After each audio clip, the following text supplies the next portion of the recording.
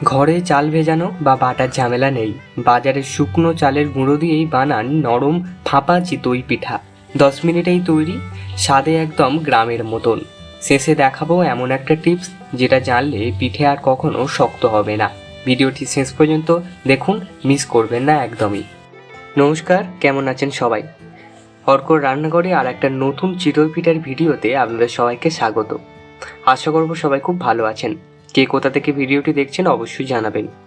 একদম নরম এবং তুলতুলে এই পিঠেটি বাড়িতে যদি একবার বানাতে পারেন না, আপনাদের বাড়ির লোক আপনাদের প্রশংসা করবে।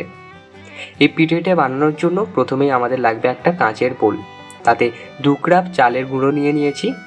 এটা সিদ্ধ চালের গুঁড়ো, এটা বাজার থেকে কিনে এনে আছে, এবং কিছুটা পরিমাণে লবণ দিয়ে দিয়েছি।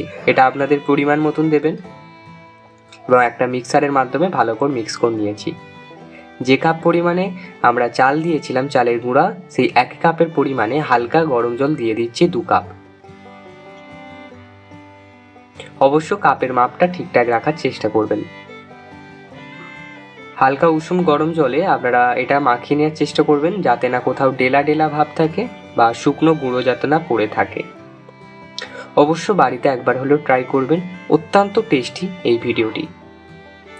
অনেকেই বলছিলেন ভিডিও আসতে এত লেট হচ্ছে কেন, তার জন্য আমি আন্তরিকভাবে দুঃখিত, ক্ষমা করে দেবেন আমাদের। এবার থেকে রোজ প্রতিদিন ভিডিও আসবে আপনাদের জন্য।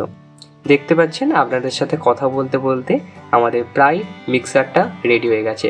আমরা 3 থেকে 4 মিনিট সময় নিয়ে এটাকে মিক্স করেছি, এবং তারপরে আমাদের সময়টা বেশি লাগছিল বলে আমরা একটা মিক্সারের মাধ্যমে আমরা এরমভাবে মিক্স করে নিয়েছি 1.5 থেকে 2 মিনিটের মতন। যদি না আপনাদের বাড়িতে এটা থাকে, অবশ্যই আপনারা অনলাইনের মাধ্যমে কিনতে পারেন বা আপনারা হাতেই এরমভাবে গুলে নিতে পারেন, তাতে সময়টা একটু বেশি লাগবে। দেখতে পাচ্ছেন আমরা কিন্তু কোনো জল দিইনি। জল না দেওয়া অবস্থাতেই কতটা পরিমাণে পাতলা হয়ে গেছে দেখতে পাচ্ছেন। এবং এটাকে ধুয়ে নেওয়ার জন্য 1 থেকে 2 চামচের মতন জল ইউজ করছি।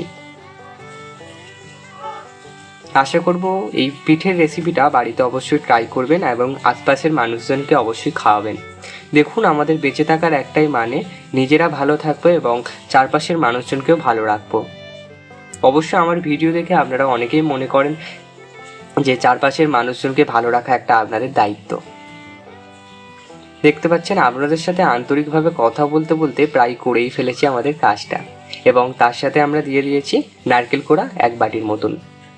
অবশ্য নারকেল কোড়াটা আপনারা অ্যাড করার চেষ্টা করবেন। চিতই পিঠে নারকেল কোড়া দিলে টেস্টটা অত্যন্ত সুন্দর হয়। আপনারা যদি চান এটাকে স্কিপ করতে পারেন, কিন্তু আমি সাজেস্ট করলে অবশ্যই নারকেল কোড়াটা ইউজ করবেন। এই রকম একটা লোহার কড়াই নিয়েছি, তাতে কিছুটা পরিমাণে সাদা তেল এবং জল মিক্স করা ছিল, সেটা দিয়ে আমরা কড়ার গায়ে লাগিয়ে দিচ্ছি, যাতে না পিঠেটা কড়ার গায়ে লেগে যায়।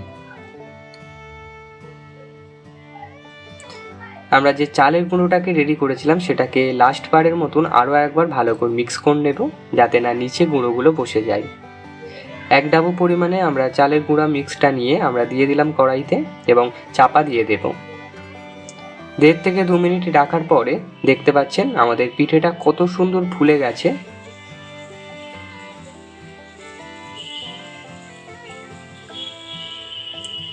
একদম নরম তুলতুলে, আর কতটা ফুলেছে দেখতে পাচ্ছেন।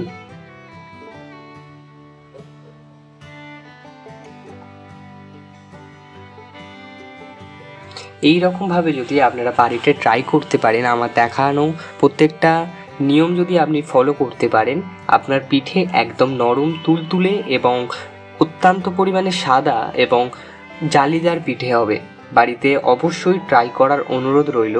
আমি কেন বলি আমার রেসিপিগুলো বাড়িতে ট্রাই করার জন্য, কারণ রেসিপিগুলো আমি একদম নিজে হাতে তৈরি করার রেসিপি এবং অত্যন্ত পুরানো দিনের রেসিপিগুলো আমি আনার চেষ্টা করি আমাদের এই অর্কর রান্নাঘরের চ্যানেলে, আর টেস্টগুলো সত্যি খুব সুন্দর হয়।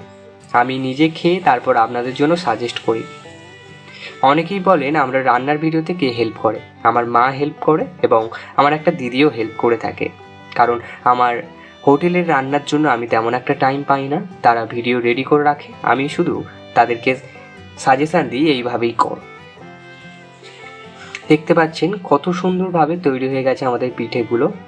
অবশ্য যারা বাংলাদেশ থেকে দেখছেন তারা অনেকে নলের গুড়ের সাথে এই পিঠেটা ট্রাই করেন এবং আমাদের ইন্ডিয়াতেও ট্রাই করেন, তার সাথে দেখেছি মাংসর সাথেও অনেকে ট্রাই করেন, অত্যন্ত ভালো লাগে, আমি বলবো না যে খারাপ লাগে, কিন্তু ভালো লাগে। কিন্তু গুড়ের সাথে আরও বেশি ভালো লাগে। অবশ্যই আপনাদের ইচ্ছা মতন ট্রাই করবেন। ভালো থাকবেন, সুস্থ থাকবেন।